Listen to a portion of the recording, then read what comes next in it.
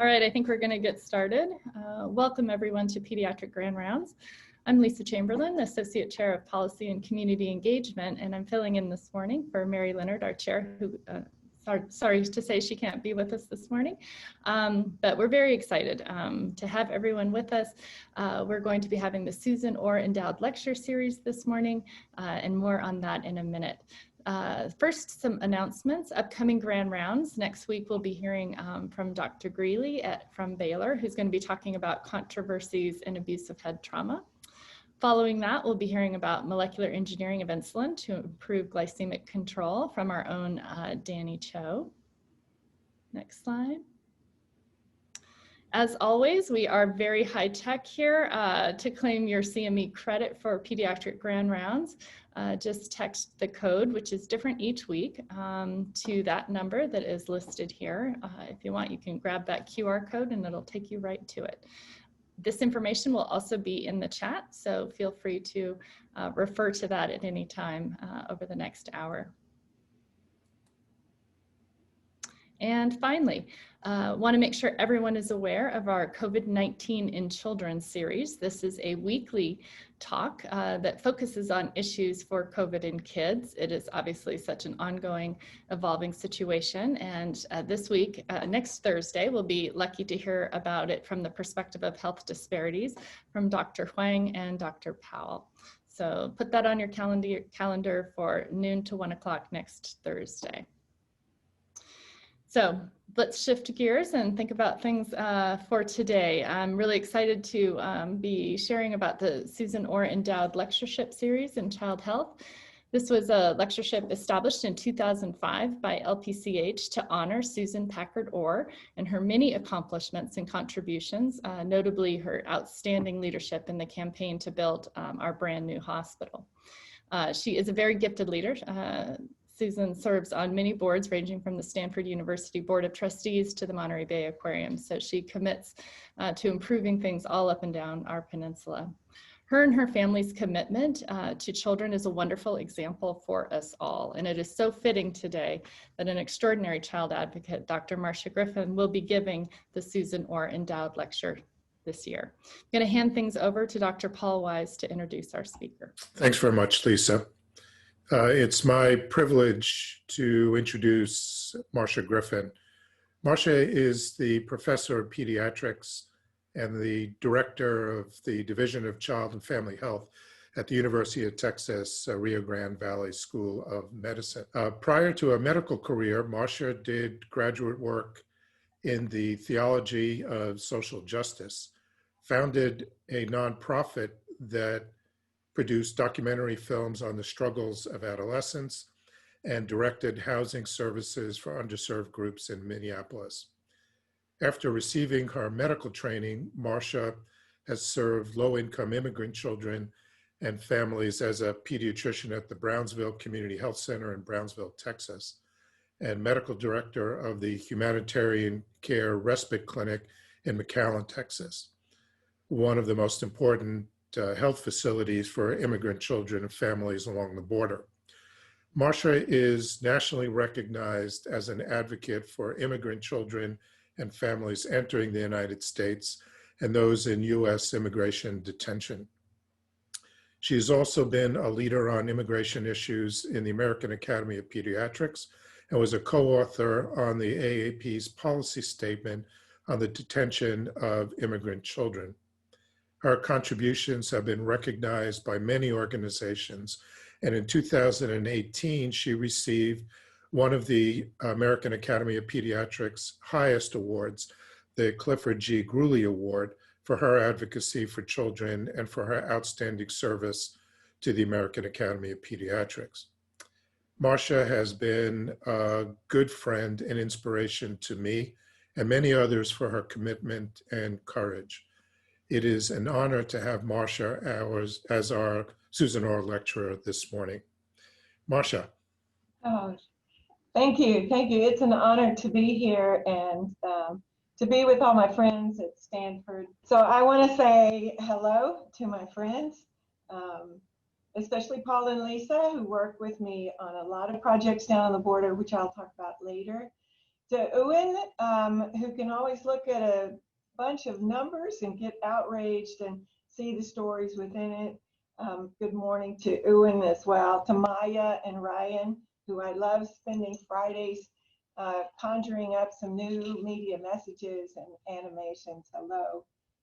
Particularly to Charles Prober and the entire team at Digital Medic. You do beautiful work, and it was an honor working with you. And to Fernando, I want to say good morning, and thank you for reminding me the last time I was there in person that I was not a radical, that believing in children and loving children was not a radical idea.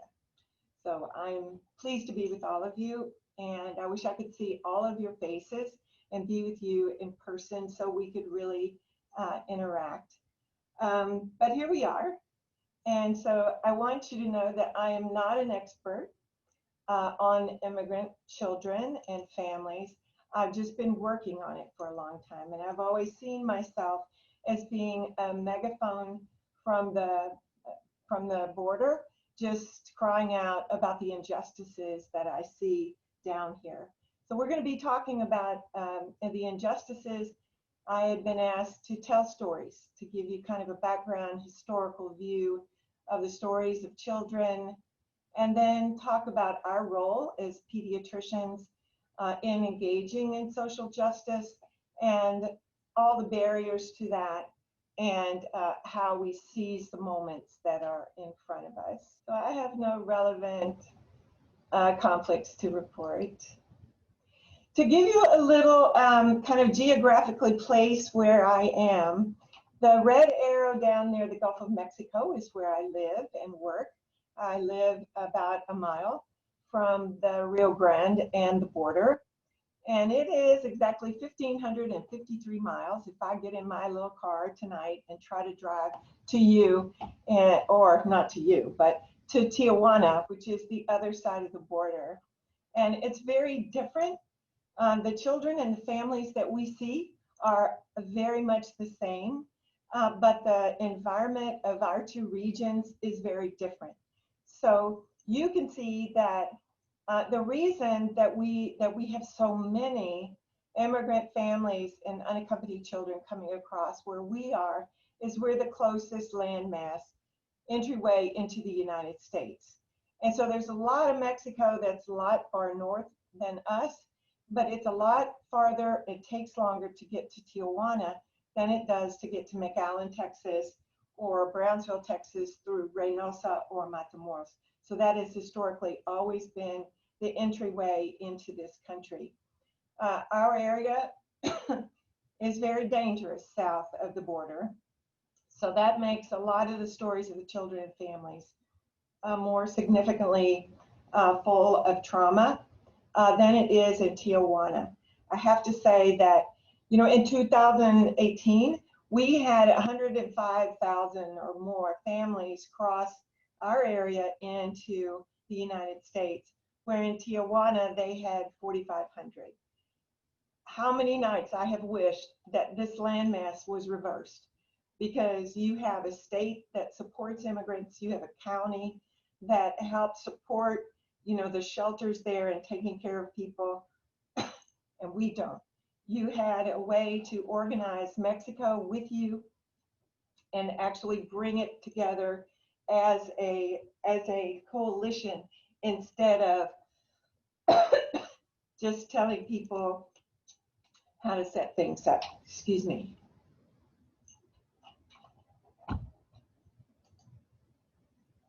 This is what we're going to be covering. To also give you some history, I came into residency and medicine late, and I had had these other careers. And when I came in and went through medicine, it seemed to me that at that time, which was in the early 2000s, we really beat the compassion out of doctors. And we began to think that everything about health and wellness happened in the clinics and the hospitals. And that's just not true. Medical education has changed a lot since then. But at that time, I left thinking, no wonder we come out with arrogant doctors who are talking down to their patients and can't really engage with their patients because they've never really walked in the community. That's all changed. We now are really focused on community pediatrics. And so we started a program to bring residents and medical students from all over the country. When I was a third-year resident, but I was going to come to the border, so we we're going to bring them down here, and we were going to immerse them in the community, and they were going to learn leadership development by walking humbly with the poor in our community. Now there's lots of programs like this, but what we did and what they learned was that just because you're poor does not mean you're ignorant. It just means you don't have the keys to the kingdom. You know what you need, you just can't get there. And so I encourage everyone today, walk humbly with your MD, but take your keys with you to unlock those doors for those who do not have the keys yet, and to raise up their voices. So it's with their background and what they taught me that I had 150 over the years, eyes and ears on the ground on the border, reaching out and finding out also what was going on and advocating. So a little bit about the numbers. So this was to be a story of 2014 to 2020, but it really started long ago. And immigration has always been going on across the border where I live. I would pay close attention to 2014, which is when the big tsunami of kids and families came across the border. These are the unaccompanied children who are put in Office of Refugee Resettlement shelters once they're picked up by the Border Patrol, or once they turn themselves into Border Patrol. 2016, we also had another spike, and then it stayed low. Then 2019, we also had a huge surge again, bigger than the 2014. During this time, you can see this next graph. These are the families. Same thing, 2014, a huge spike. 2016, another spike even higher. 2018, here's the 105,000 families coming across. Here's last year, and 2020 for CBP has now ended. And so those are the numbers for 2020, and you can see how they're moving up. So this graph really this is really a graph of each year of the apprehensions coming by Border Patrol across the southwest border. This tall spike is last year, and you can see when they put in U.S. policies to stop and slow down the families and unaccompanied coming in, and how that number dropped over the end of that year.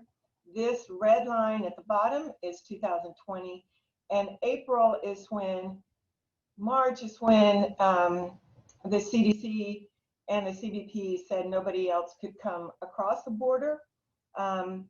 And then you saw the really dip in numbers in April. And ever since then, you see it's steadily increasing. But if they've actually closed the border, what does this mean? What is this number? It should have been flat. What does this number represent? So going back, this is historical, and these are the numbers, so I want you to keep these in mind as we go forward. I'm going to go back to 2006 through 2009 and taking residents into the community to find out what's going on. And also to give you an idea of what the countryside looks like out here. This is about 100 miles north of me, and it is Texas brush country. It's Texas ranch land. This is Eddie Canales, who runs South Texas Human Rights Project. And Eddie has been running that project to put water on the ranch lands, just like No More Deaths in Arizona, so that less people were dying. Hundreds of people die in these ranches every year. And Eddie and other teams and the ranchers will they'll find dead bodies, or CBP will try to rescue people who they are finding in the brush out here. This is treacherous country. It is really sand. This is the sand. It's terribly hard to walk through that sand, and it's usually very hot. So people, their shoes fall apart, and so they end up walking barefoot and having horrible burns to their feet. This is the deaths in the desert out here. They often, because they can't find identification, they're put into graves that are marked unknown. And in Falfurrias, where South Texas Human Rights is, there are mass graves where more than one body is there. There could be 4, there could be 12, but there's multiple bodies that are put in this one grave site. There are systemic oppression in our area as any others. They started, South Texas Human Rights started exhuming these bodies with some other scientists to get their DNA, to be able to provide the parents and the families in Central America, because that's where they were mostly going, with some closure that this was their child, that they found their father, they found their brother. And when they started exhuming them, some of these immigrants die in the hospital. They were found in the graves with IV lines and chest tubes still in them, that we didn't have the grace and understand the sacredness of death in a human being to even remove those before the body was taken away. And that was indeed shocking. So during this time, so we've gone through 2006 all the way up to 2012. In 2013, folks wanted to increase the amount of, it was what they called immigration reform, but it was really border security. So they were going to double the number of CBP, the Customs and Border Patrol, on the border. They were going to have more helicopters, more drones. We already had a lot of those. And I wrote one email to some new friends I'd met in the immigrant SIG at the American Academy of Pediatrics. And I included, besides those people, I included Barry Zuckerman. And I actually wrote it late at night and merely said, this is our form of immigration reform. More helicopters, more border patrol, military. And they're everywhere. They're outside of school campuses. They're outside of hospitals. They're everywhere. They're picking people up everywhere. And Barry Zuckerman took that letter and he sent it to Jim Perrin, who was then the president of the AAP. And that began a conversation between Jim and I about what was going on in the border. And then he introduced me to Bernard Dreyer, who was the incoming president. And that story just got longer and longer and richer and richer. But they asked me to write a perspective for pediatrics, and so I did. And it was published the next year. Actually, it was published in 2014, in like February or March. And I really talked about the children's lives on the border, the unaccompanied kids coming across by themselves in the middle of the night, afraid. Those children who were exposed to gang violence in Mexico, but they live on both sides of the border, and the border wasn't closed completely like it is now. And so we all moved back and forth frequently, but the children were often living on both sides of the border. The Dreamers, before we had the DREAM Act, we had 5 kids commit suicide down here because they got to the end of the road and there was no hope, no job, no future, no way to get to college. And then the children in mixed status families who were left homeless all the time by deportation down here. So sure enough, in 2014, we had that massive influx of kids. And what it looked like down here and how they were coming is they were coming on trains and risking falling off at night, losing limbs. They came in buses without seatbelts. I know one child that was killed, was thrown out of a van like this, and her mother wounded and then left in Mexico, and a long torturous history of her finally getting to the United States. And these are the pictures that people saw all over the country. People of children and Border Patrol. Border Patrol never wanted to be a child care center. They're not equipped, they're not trained, they don't want to. They want to go catch the bad guys, not this little guy. And so this is what you saw. They were dropping them off at the bus stations, and volunteers here in the United States were up in arms, and they started organizing. So Catholic Charities organized 2 respite centers, one in Brownsville and one in McAllen. And volunteers worked it. And when the people would come in, the volunteers go to the bus station. They ask them if they'd like to take a bath, if they'd like food. We'd help them with their bus tickets, and they could have a place to lay down. And they would bring them over, and you'd see them walking over from the bus station, which was only a couple of blocks away.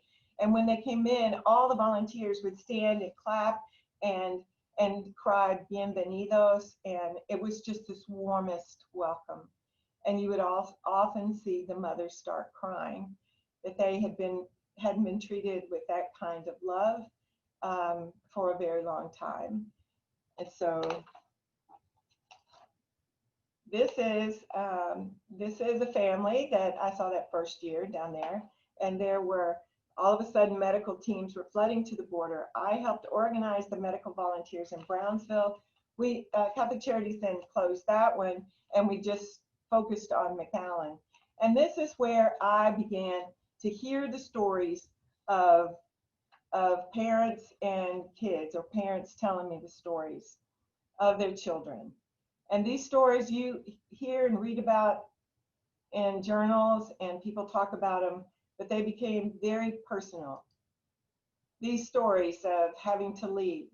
His father from El Salvador was in the clinic one day, and he was there because his little girl had a cold, and I was taking care of her, and I asked him how he was and if he had to leave in a hurry.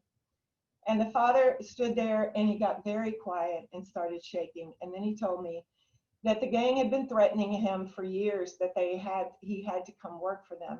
And one day they came and they saw his little 4-year-old girl, and they said if they didn't, they were going to take her and they would rape her and they would keep her as theirs, and he would never see her again, or he would see her in pieces on his front porch. So he left with that little girl in the middle of the night and ran. And we had the privilege of taking care of them. So these stories are not make up. You cannot make up these stories of leaving because somebody had been raped, of seeing an assassin, of being forced to work for the gangs, to being persecuted by the gangs, or because of so much gang violence, domestic violence increased in Central America. And then the migration trauma of the same thing happening on the road, of losing children on the road, of children dying, adults dying in the desert. And you all heard of the drownings that would happen when people were trying to cross. And then there was the trauma that we, in the name of the United States, inflicted on them because the Border Patrol, in my opinion, just wasn't equipped. And the hieleras, where it's cages and it's cold, and they would tell stories of cold frozen burritos thrown on the ground for them to eat, lights being kept on 24 hours a day, and the separation of children.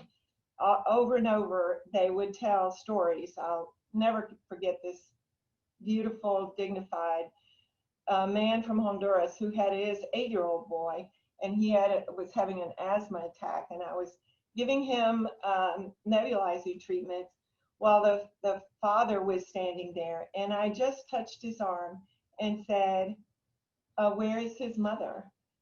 And he stood there and he started crying, and he kept going like this to his face as if he was trying to stem the tide of tears.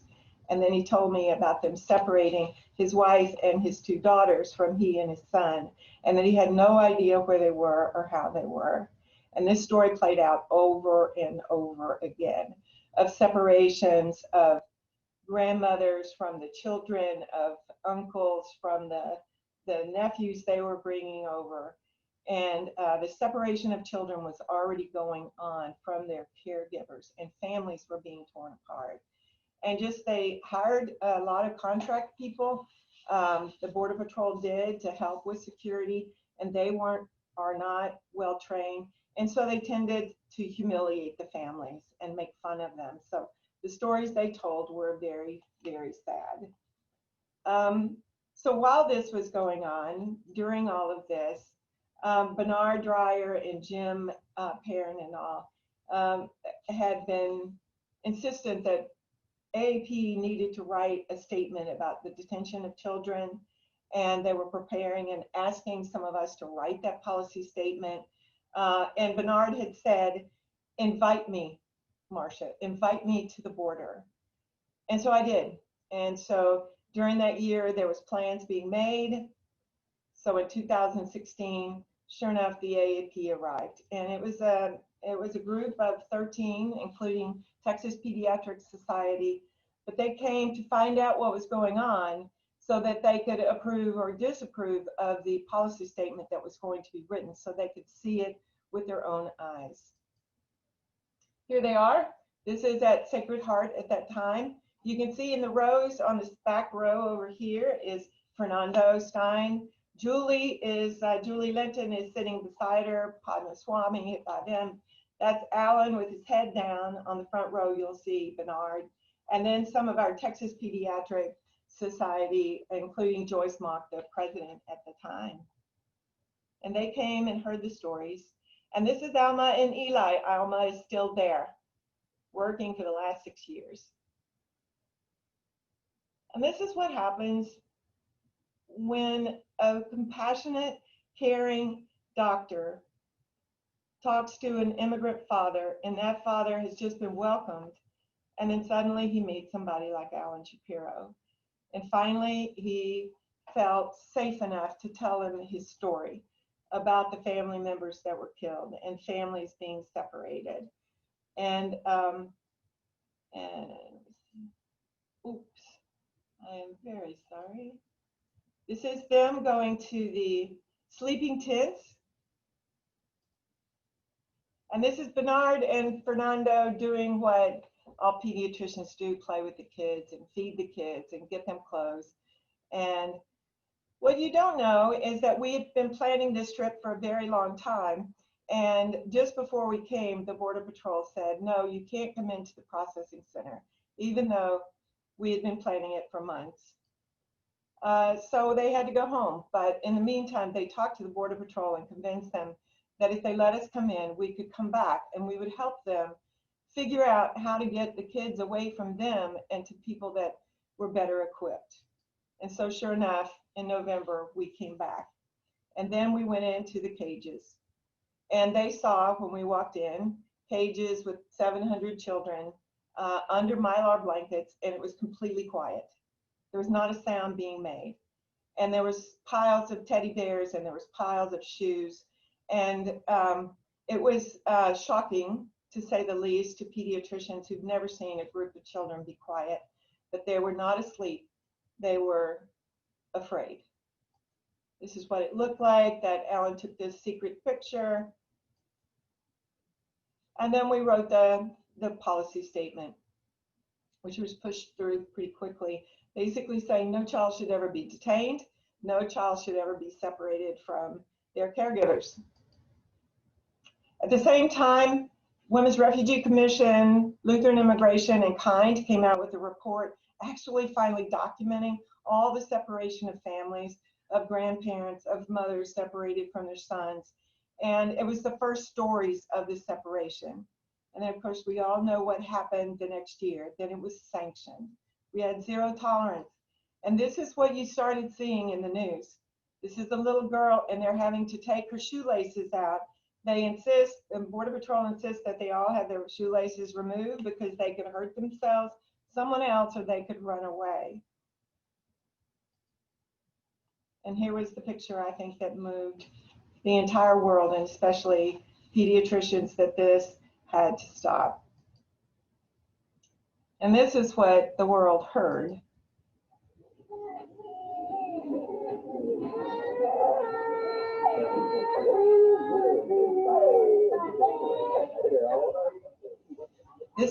This recording was given to Jennifer Harberry.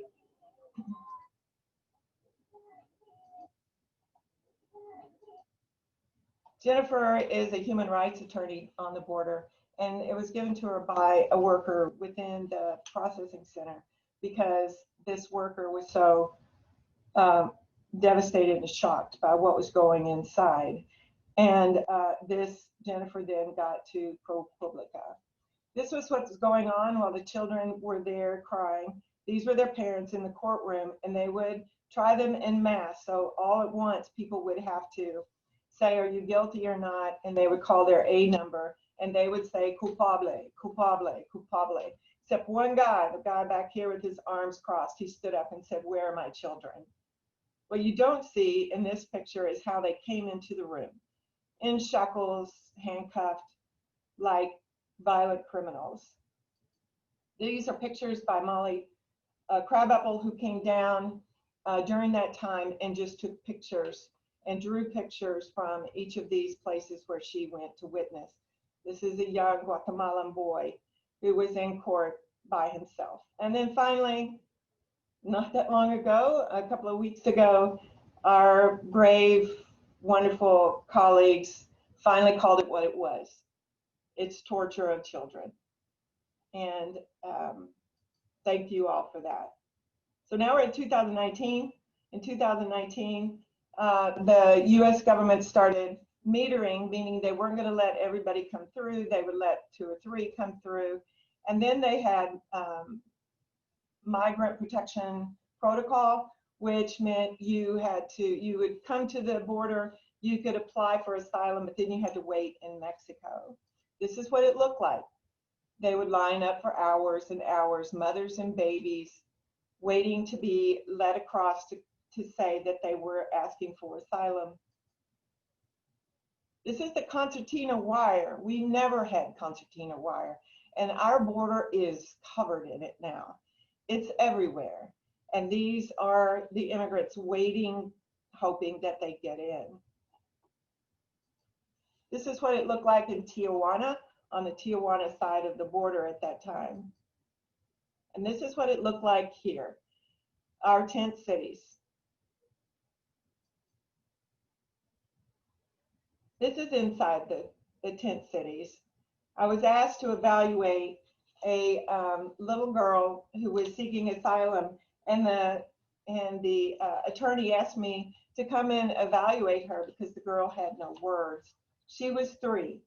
And so I went over and interviewed her very near these tents and the mother and examined her. And the mother said, she used to have a few words when we left, but we've been on the road for 1.5 years trying to get here. And I think it really is because we were always shushing her because we were running and hiding. And so she couldn't speak. And she wouldn't speak because she was so afraid of what might happen if she did speak. They finally received asylum, and they're in the United States now. This is another scene from the tents. And this is school. Let me just say, this is a valiant effort, and thank you, those people who came to try to provide some bit of education. This is not education. This is entertainment. And they would come once a week, and they would spend about 45 minutes to an hour. And all over the world, Paul can say more than anybody, how children in refugee camps need to be educated. They need to be able to play. They need to be able to go to school and learn. Some of these kids have not been to school in years now. These are the beautiful, beautiful faces taken by a wonderful friend of mine, Veronica Cardenas, who took most of the pictures that I'm showing you. And then we get to 2020. And 2020 sucks. I can just, 2020 needs to be gone. We got COVID, and then what's called Title 42, where the border was officially closed because of COVID, and nobody could get in. So they stopped, and the tents became fewer. People either went away or they found some hotels to stay in that were supported by Catholic Charities and Angry Tias. But the Border Patrol in our area, in Texas, the Border Patrol could interpret the regulations that said anybody with a serious medical condition could be allowed in and provided with medical care. And so what they did is they decided that third trimester pregnant women, that was a serious enough medical condition that we needed to let them in. And so they began to let them in, and that's who we started seeing at the shelter. We had dwindled from hundreds a day down to a few a week, and then suddenly we started getting all pregnant women and children. We would see families, if the mother and father had another child and that child was with them and she was pregnant, then the mother and father could stay together. But if it was the mother's first child and there was not another child with them, so it was their first child, the father was deported back or put in detention, and the mother was allowed to come through. So you can imagine having your first baby, not being with your tias, not being with your family, and having your husband go away and not know what happened to him or what was going to happen to him. Some of these mothers have COVID and have tested positive. Catholic Charities opened a hotel or got a contract with the hotel where we could quarantine the mothers who were found to be COVID positive. And what happened was when they put these regulations in, what they did is instead of the immigrants coming across the ports of entry, which is the legal way to get in, they never could get across. So mothers were telling us about trying to get across 2 and 3 and 4 times and being sent back. And so they started reverting to coming across on air mattresses, coming across with the smugglers, and falling off the border wall and fracturing pelvises and vertebrae, having miscarriages. So this is what we were seeing, and they were going. And then one day, the nurse practitioner called me and said, I'm at the hotel and I'm seeing this mother and she seems fine, but her feet look like she's got second-degree burns from trying to get through the sandy rangeland and finally being picked up by the Border Patrol. This is where we've gone. This is what we're seeing. This is where we are right now. What can we do about this? There's a lot of things we can do. And this I pulled from the AAP's Blueprint for Children, which they do every 4 years for the incoming president and administration. What do children need? So it's full of rich material, not just immigration. So I'm pulling most of it here. Some of it's my own, but most of it from here.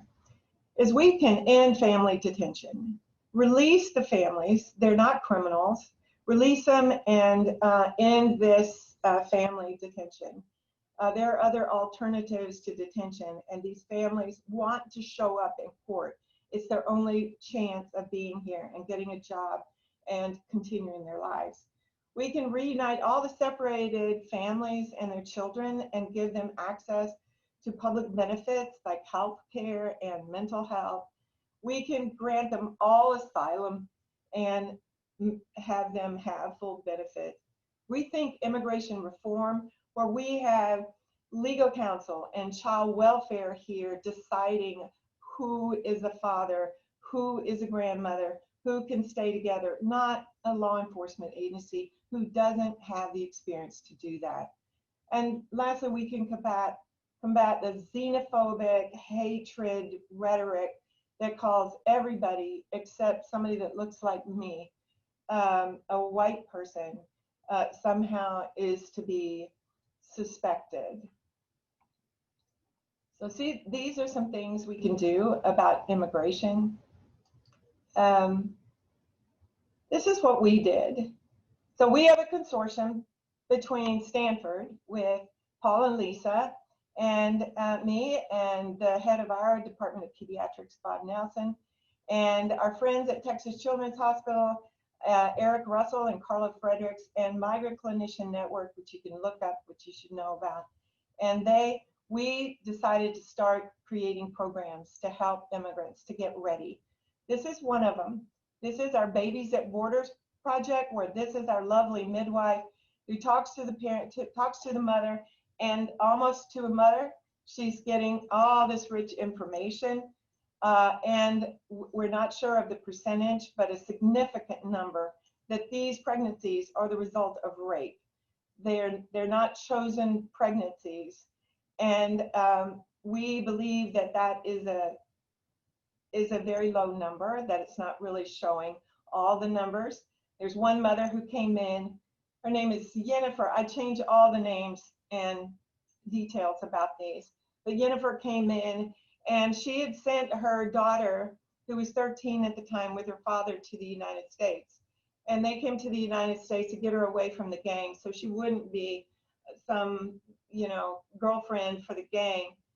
And so the father brought her here, but then lo and behold, the father started sexually abusing the daughter and then trafficking the daughter. A cousin notified the police and the father went to the jail and the daughter went into Child Protective Services. The mother has been trying to get up here to be with her daughter, and she brought her two sons with her, and they were trying to get across. It took a long time. It took almost a year. Most of that time they were in Matamoros, and there she was raped, and the pregnancy that she has is because of rape. We were able to, she was released by Border Patrol. She was going to one side of the country. Her daughter was on the other side of the country, but we were able to get her tickets to get there and at least see her daughter one time before they got separated again, while she went through the Child Protective Services protocols to make sure she could get a job, she could raise her, she'd be responsible, and she wouldn't traffic her. How do we heal that amount of trauma? This will be generations and generations, but we need to be ready.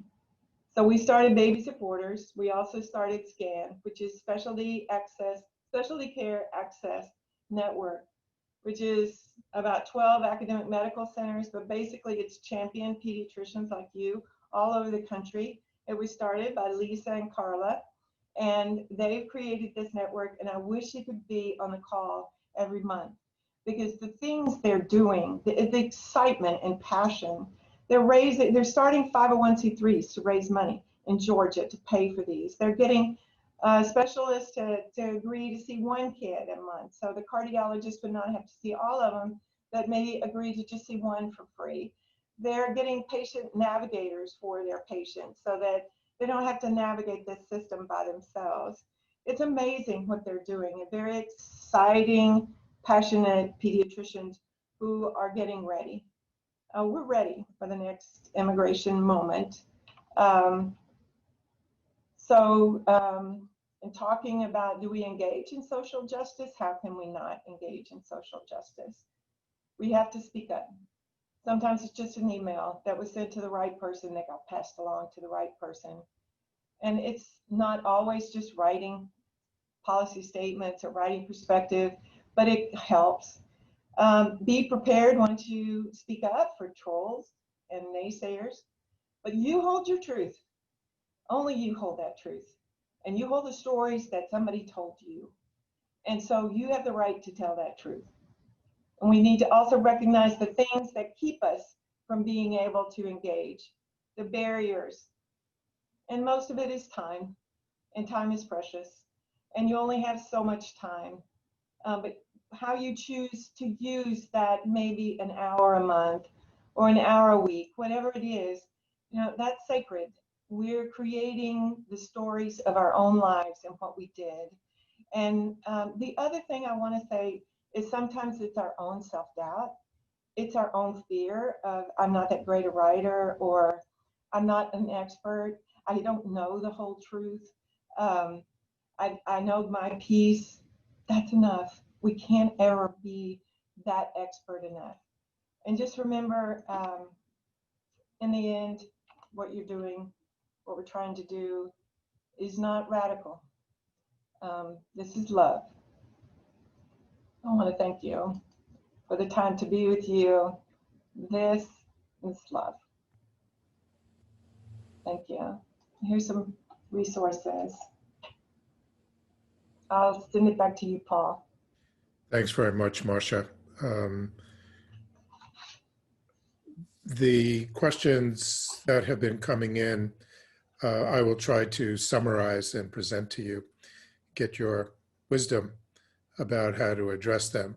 The first thing coming through was gratitude to you, colleagues on the border, and for your important work and for the presentation today. So that's number one.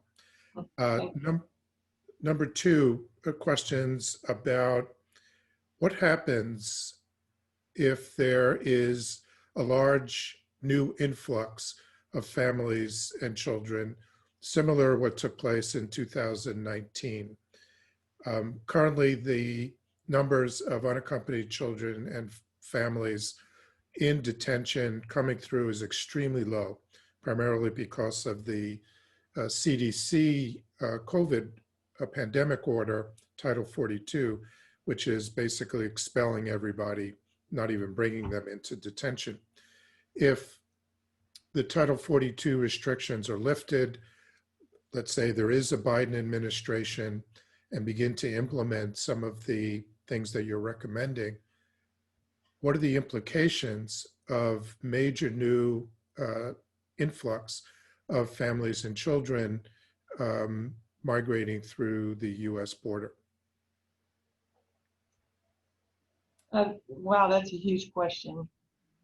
I think there are big teams right now working on that. I know there's a big team of legal advocates that have been putting together, helping the Biden campaign put together some changes to immigration and what that would look like. There's like 51 points, I think, the last time I looked, on how to do immigration.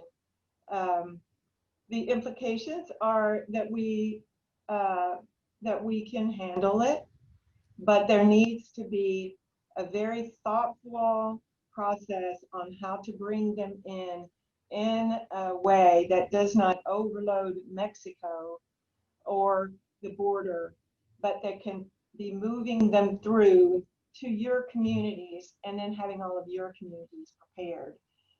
That is why we are expanding what we call SCAN to more communities across the country so they can be prepared to take care of chronically ill or serious medical conditions. But also all of these people need a CDC evaluation and physical. We need to be able to get health access to everybody so that they can, because it protects the community and it protects them from potential long-term serious conditions.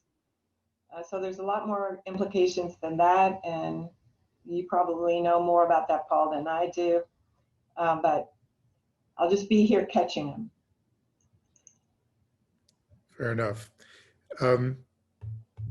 The question has also come up as to how do we change the public deliberation of these issues? How do we get the word out? How do we tell these stories basically to a population that even among Democrats and liberals are not open to radical changes in the immigration policy, who are concerned about large numbers of immigrants being permitted to come into the country under the protocols that you suggest? How do we do better to alter and inform this public deliberation? Great question. Great question. And there's been a lot of discussion about reframing the message, not letting the message of hate and suspicion and they're all criminals lead the way, but that we reframe the message about immigrants. In Massachusetts, they're doing a project, a residency program, and a lot of others are doing this Migration is Beautiful project. It will coincide with International Immigrant Day. I may have that wrong, but it's having these kind of celebrations. But I think what needs to happen is we need to engage rural areas. In big cities, people normally are in contact with many different people from many different countries. And so it's the rural area, which may see them in their meat packing plants, but we need to be able to change national rhetoric. And this is our chance, but it begins with each of us. So I think it's how we engage, and we get silenced by the side that wants to speak negative. So this is a time when we cannot be silent. We need to find powerful, positive messages about this population, because it is about loving our neighbor and loving these children. Thank you.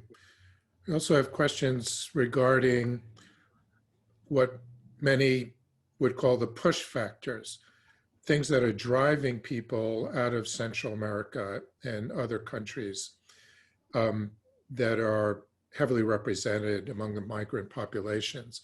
What can we do to address the fundamental causes that are forcing people from their homes?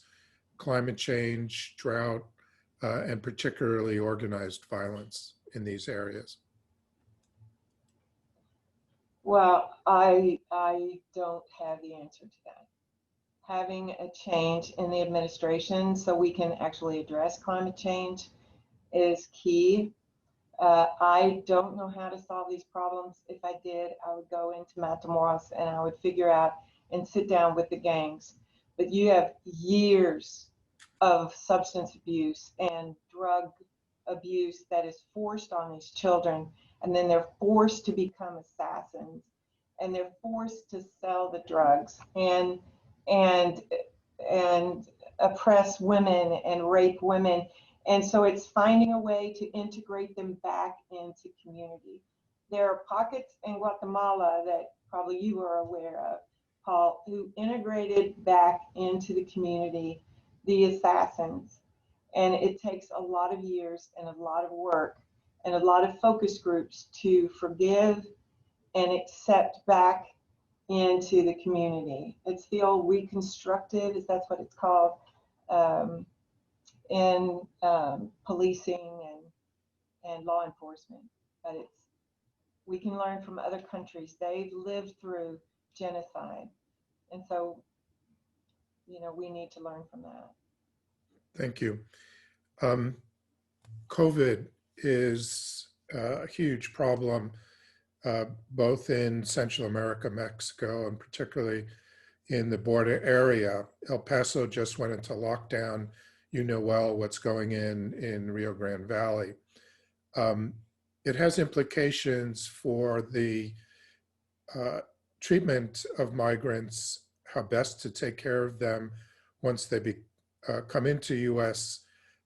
Detention, and what are the implications about the precautions that will be required and the care provided given the very high risk of exposure to COVID?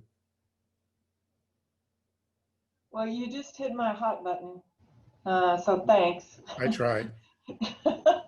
So it is my opinion that whoever is encountering them, that Border Patrol, and let me say that Paul and I both have good friends in Border Patrol, and in our area, there are sons and daughters and nieces and nephews. It's the best job you can get, great benefits and a high salary.